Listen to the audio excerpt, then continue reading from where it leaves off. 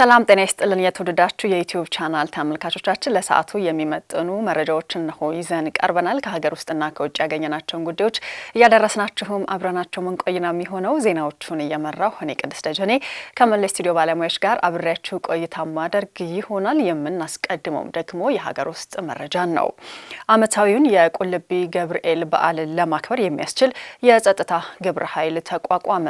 በምስራቅ ሐረርጌ ዞን ሜታ ወረዳ አቡነ ሰላማ ቀበሌ በታላቅ ድምቀት የሚከበረውን የቁልቢ ገብርኤል ክብረ በዓል ያለምንም የጸጥታ ችግር እንዲከበር የተቀናጀ ጥምር ግብረ ኃይል መቋቋሙን ፖሊስ አስታወቀ። የምስራቅ ሐረርጌ ዞን ፖሊስ ዋና መምሪያም ረዳት ኮሚሽነር ናስር መሐመድ ለብስራት ሬዲዮ እንደተናገሩትም ታህሳስ 19 ቀን 2018 ዓ.ም የሚከበረውን ዓመታዊ የቁልቢ ገብርኤል በዓል ንግስ ለማክበር ዝግጅቶች ተጠናቀዋል። ጥምር የጋራ ግብረ ኃይሉም ከሀገር፣ ከፌዴራል፣ ከኦሮሚያ፣ ከሐረሪ፣ ከድሬዳዋ ፖሊስ፣ ከሀገር መከላከያ፣ ከብሔራዊ ደህንነትና መረጃ አገልግሎት የተውጣጣ መሆኑን ኮሚሽነሩ ለብስራት ሬዲዮ ተናግረዋል። የበዓሉን አከባበር በተመለከተም በተዘጋጀው የጸጥታ እቅድ ላይ ውይይት ተደርጎም ወደ ስራ ለመግባትም ቅድመ ዝግጅቶች መጠናቀቃቸውን ገልጸዋል። በበዓሉ ላይ የሚፈጸሙ የስርቆትና የማጭበርበር ድርጊቶችን በፈጣን ችሎት በሕግ ተጠያቂ ለማድረግም በአቃቤ ሕግና በፍርድ ቤት በኩልም ቅድመ ዝግጅት ተጠናቆ ከበዓሉ ቀደም ብሎም ወደ ስፍራው በመሄድ አገልግሎት እንደሚሰጡም ተገልጿል። ወደ በዓሉ ስፍራ የሚጓዙ የተሽከርካሪ ፍሰቱንም ሰላማዊ ለማድረግም ከፍተኛ ጠመዝማዛማና ቁልቁለታም ስፍራዎች ላይ አሽከርካሪዎች ጥንቃቄ እንዲያደርጉም የትራፊክ ፖሊሶች ተመድበው እንደሚሰሩም ተነግሯል።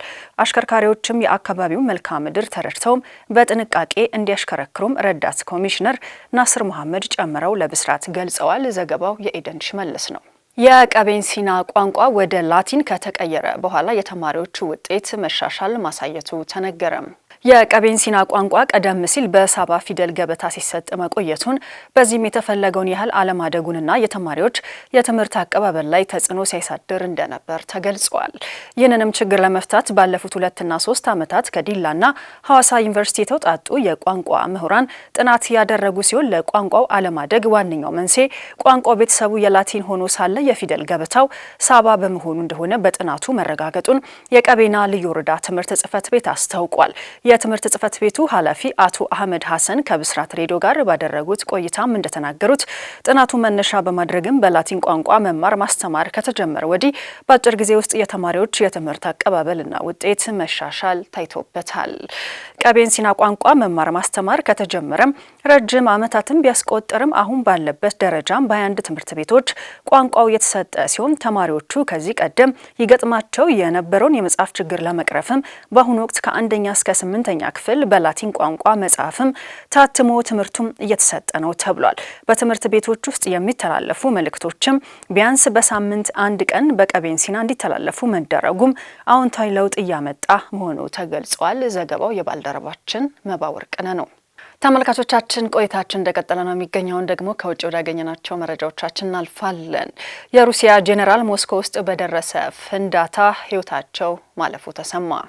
አንድ የሩሲያ ጄኔራል በሞስኮ ውስጥ በደረሰ ፍንዳታ መገደላቸውን ባለስልጣናቱ አስታውቀዋል። የሩሲያ መርማሪ ኮሚቴ እንዳስታወቀው ሌተናል ጄኔራል ፋኒል ሳርቫሮቭ ሰኞ ማለዳ ላይ በመኪና ስር በተተከለ ፈንጂ ሕይወታቸው ማለፉን ይፋ አድርጓል።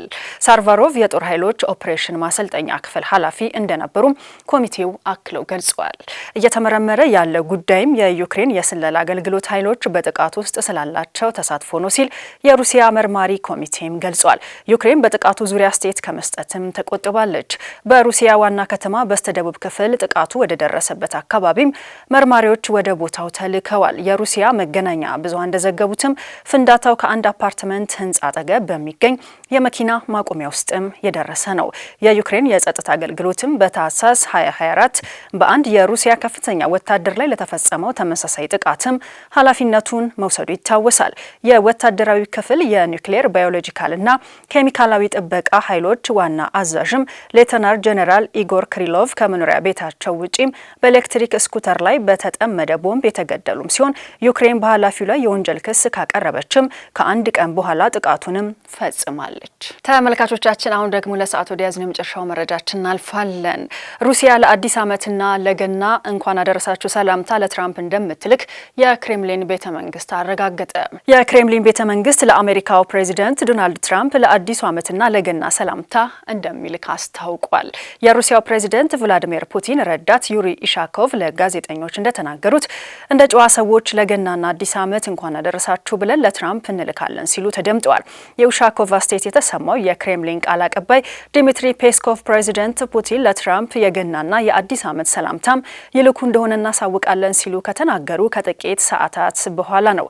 ከጋዜጠኞች ጋር ባደረጉት ውይይትም ሞስኮ ዩናይትድ ስቴትስን ጨምሮ በመካሄድ ላይ ባለው የዩክሬን የሰላም ድርድር ላይ የሚሳተፉ አካላት በሙሉ ከዚህ ቀደም በተደረጉ ድርድር የተደረሰባቸውን ስምምነቶችም እንዲከተሉ ትጠብቃለች።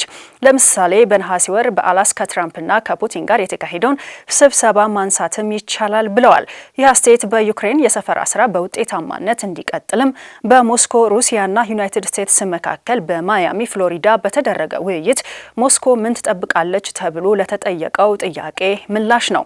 ቅዳሜ ዕለት ማያሚ ያቀኑት የሩሲያው ፕሬዝዳንታዊ ረዳት ኪሪል ዲሚትሮቭ ለሩሲያ ጋዜጠኞች እንደተናገሩትም ከአሜሪካ ልዩ መልእክተኛ ስቲቭ ዊትኮፍ እና ከትራምፕ አማች እና ይፋዊ ያልሆነ አማካሪ ጃሬድ ኩሽነር ጋር የሚያደርጉት ውይይትም በጥሩ ሁኔታ እየተካሄደም ሲሆን በሳምንቱ መጨረሻም ይቀጥላል ሲሉ ከአሁኑ መግለጫ በፊትም መናገራቸው ይታወሳል።